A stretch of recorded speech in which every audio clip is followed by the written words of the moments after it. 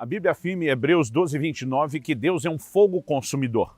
Isso não significa que Ele queira nos consumir, mas sim aquilo que atrapalha o nosso relacionamento com Ele. Esse é o assunto da nossa conversa hoje. Fique comigo e nos próximos minutos vamos entender um pouco mais do que a Bíblia afirma a respeito disso.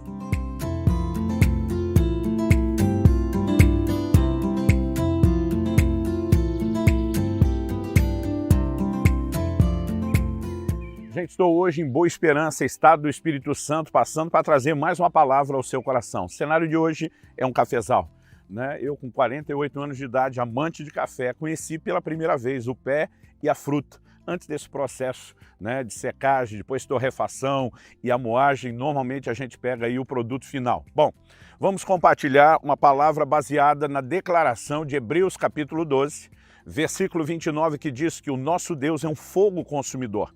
Antes dessa frase, porém, há um contexto. E eu quero ler a partir do versículo 18 de Hebreus 12, que diz: ora, vocês não chegaram ao fogo apalpável e aceso, à escuridão, às trevas, à tempestade, ao toque da trombeta, ao som de palavras tais, que aqueles que ouviram isso pediram que não lhes fosse dito mais nada, pois já não suportavam o que lhes era ordenado. Até um animal, se tocar o monte, será apedrejado. Na verdade, o espetáculo era tão horrível que Moisés disse: estou apavorado e trêmulo. Aqui, na verdade, nós temos uma referência, né, ao episódio registrado em Êxodo capítulo 19, quando a glória de Deus se manifesta no alto do Sinai, aonde Moisés receberia logo depois os 10 mandamentos. Bom, quando o autor começa dizendo: vocês não chegaram ao fogo palpável e aceso, a escuridão, a trevas, a tempestades, ele está falando de um nível de manifestação da glória de Deus e da presença de Deus.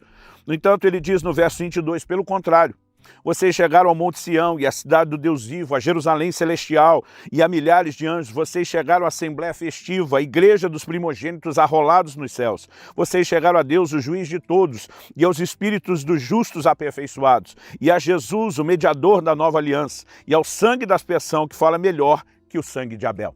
Então ele faz um contraste entre velha e nova aliança. O livro de Hebreus, o tempo todo, exalta o sacerdócio de Cristo, que é segundo a ordem de Melquisedeque, acima do sacerdócio levítico. A nova aliança acima da velha.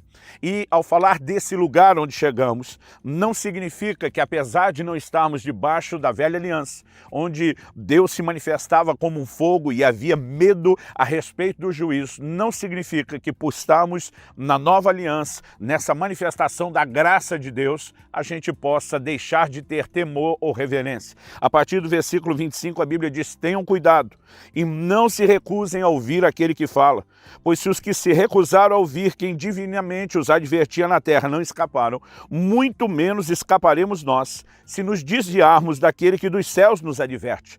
Naquele tempo a voz dele abalou a terra, mas agora ele promete dizendo: mais uma vez, eu farei tremer não só a terra, mas também o céu. Ora, as palavras mais uma vez significam a remoção dessas coisas abaladas, ou seja, das coisas criadas, para que permaneçam as coisas que não podem ser abaladas. Então temos a conclusão dos versículos 28 e 29 do pensamento. Por isso, recebendo nós um reino inabalável, retenhamos a graça, pela qual sirvamos a Deus de modo agradável, com reverência e temor. E é depois de falar da reverência e temor que ele diz: porque o nosso Deus é fogo consumidor. Em outras palavras, o autor de Hebreus está destacando que não é porque estamos em uma nova aliança, onde a graça se manifestou, que nós vamos brincar com Deus, que nós vamos deixar de ouvir a sua voz, que nós vamos nos afastar dele, porque, diferente do que alguns acreditam, que juízo é algo ligado somente à antiga aliança, ao Velho Testamento, o Novo Testamento é muito claro a respeito disso. Aliás, no capítulo 10 de Hebreus, o autor já havia dito, né, se quem rejeita a lei de Moisés morre de forma severa, quanto mais, né, de quanto maior castigo seremos julgados merecedores se desprezarmos o Filho de Deus. Então nós precisamos entender que a nova aliança não apresenta um Deus que deixou de ser justo e também julgador. No entanto, quando a Bíblia fala de Deus como um fogo consumidor, não significa em absoluto que ele queira nos destruir, né? Obviamente toda advertência é para que ninguém chegue a esse ponto, é para que ninguém precise experimentar esse fogo consumidor. Aliás, lendo as páginas da Bíblia no Antigo Testamento, nós encontramos o relato em 2 Reis, capítulo 1, dos versículos 9 a 15, quando a Bíblia fala de Elias orando e descendo fogo do céu sobre um capitão com seus 50 homens. Depois o episódio se repete uma segunda vez. No Novo Testamento, a Bíblia diz em Lucas 9, de 52 a 56, que Tiago e João, a quem Jesus chamou de Boanerges, filhos do trovão, provavelmente por um comportamento bem tempestuoso, eles dizem para o Senhor Jesus, quando os samaritanos não quiseram recebê-lo: o Senhor quer que a gente ore para descer fogo do céu e consumi-los? E Jesus os repreende dizendo: vocês não sabem de que espírito são. Em outras palavras, Jesus define e traz a explicação dizendo: o Filho do Homem não veio para destruir, mas para salvar as almas dos homens. Isso não significa que não haverá destruição e juízo eterno sobre os que recusam salvação, mas que a salvação é a prioridade. A misericórdia sempre é oferecida antes do juízo. E Deus começa a trazer um retrato muito claro de que o anseio dele não é o juízo, não é a destruição. Isso acaba sendo inevitável para aqueles que rejeitam a manifestação da misericórdia. Eu quero ainda pegar essa ideia de um Deus que não quer nos consumir. Atos capítulo 2 fala do Espírito Santo vindo sobre os primeiros cristãos no dia de Pentecostes. E a Bíblia diz que foram vistas línguas como que de fogo sobre cada um deles. Ali nós temos a presença de um fogo, mas um fogo que não os destruía. Particularmente, o fogo é visto na Bíblia como uma figura de santificação, de purificação.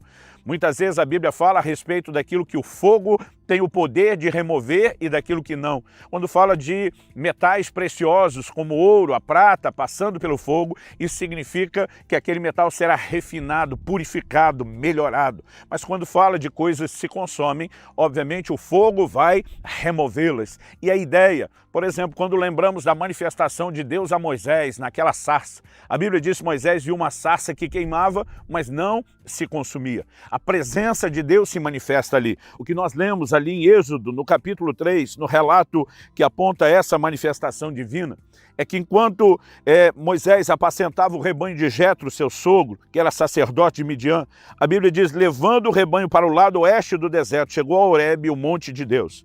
Ali o anjo do Senhor lhe apareceu numa chama de fogo, no meio de uma sarça. Moisés olhou e eis que a sarça estava em chamas, mas não se consumia. O versículo 3 de Êxodo 3 diz: então disse consigo mesmo: vou até lá para ver essa grande maravilha, porque a sarça não se queima. Então, esse arbusto no deserto tem uma manifestação do que a Bíblia chama de o anjo do Senhor.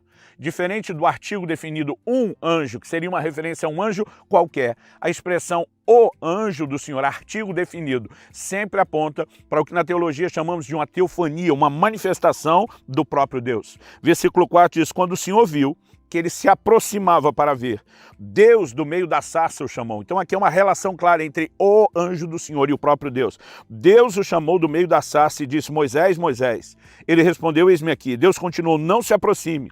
Tire as sandálias dos pés, porque o lugar em que você está é terra santa. Disse mais: eu sou o Deus de seu pai, o Deus de Abraão, o Deus de Isaque e o Deus de Jacó. E a Bíblia diz: Moisés escondeu o rosto porque teve medo de olhar para Deus. Nesse momento, o Deus que é fogo consumidor se manifesta numa chama de fogo que não consome. Essa figura, ela acredito que ilustra muito bem o fato de que, embora Deus seja fogo consumidor, nem sempre ele quer consumir. Nesse caso, ele não queria consumir aquele arbusto e ele também não queria consumir Moisés. Eu acredito que nós temos uma mensagem que pode ser entendida a partir dessa figura. Moisés chega ao monte de Deus, Horebe. Era um lugar onde Deus ainda iria se manifestar de uma maneira intensa, mas que já recebe esse rótulo. A Bíblia diz que ele apacentava atrás do deserto, em momentos e ambientes onde nem esperamos, podemos ter encontros marcantes e extraordinários com Deus. Moisés, quando experimenta essa manifestação na sarça, e nós já vimos que era uma manifestação do próprio Deus, percebemos aqui algumas verdades. Em primeiro lugar, Deus chama aquilo de um lugar santo. Ele diz a Moisés, tira a sandália dos seus pés, porque esse lugar é santo. A Bíblia nos mostra que Moisés escondeu o rosto. E o Senhor diz para ele também no versículo 5, não se chegue para aqui. Significa que o Deus que quer se revelar a Moisés está dizendo, há um limite de proximidade para que você não seja consumido. A própria menção de Deus, não se aproxime, significa que o Deus que não está consumindo a sarça está dizendo a Moisés, eu também não quero consumir você. Mas logo depois, quando o Senhor diz, tire a sandália dos seus pés, porque o lugar em que você está é terra santa, isso é o que me faz pensar, né? Por que tirar a sandália dos pés? Se o problema em Moisés é justamente o fato de que ele é um pecador, a pergunta é, o pecado está na sandália ou está no pé de Moisés? Acredito que o tirar a sandália não apenas era um gesto de respeito pela presença de Deus naquele lugar, mas acredito que carrega também uma mensagem. Eu era ainda um garoto de 18 anos de idade, quando eu ouvi o pastor Jorge do Vale de Campinas, e me lembro de tê-lo ouvido dizendo que aquela sandália provavelmente fosse a última parte da indumentária do Egito que Moisés carregava. Se não pudermos afirmar isso com certeza, eu lembro dele dizer que pelo menos era aquilo que se colocava entre ele e uma exposição a Deus e a sua presença. Deus não quer nos consumir, Ele quer consumir aquilo que nos impede de estar próximo dele. A razão pela qual precisamos de santificação é porque o Deus que não quer nos consumir, mas pelo contrário, quer consumir o que nos impede de estar perto dele, deseja que nós possamos ter uma relação íntima e profunda com ele. Essa é a razão pela qual todos precisamos do processo de santificação. Desde os dias de Moisés, na antiga aliança, até hoje, na nova aliança, quando somos exortados a não brincar com Deus e com aquilo que ele fala, ele ainda continua dizendo, eu sou um fogo consumidor. Mas a advertência tem um propósito. Esse Deus continua dizendo, para não consumir você, eu prefiro consumir aquilo que te impede de estar na minha presença. Então encerro aqui encorajando você a mergulhar nesse processo de santificação, a se permitir crescer, em vez de no final ser julgado ou destruído, ver Deus consumindo apenas aquilo que te impede de ser mais profundo nele.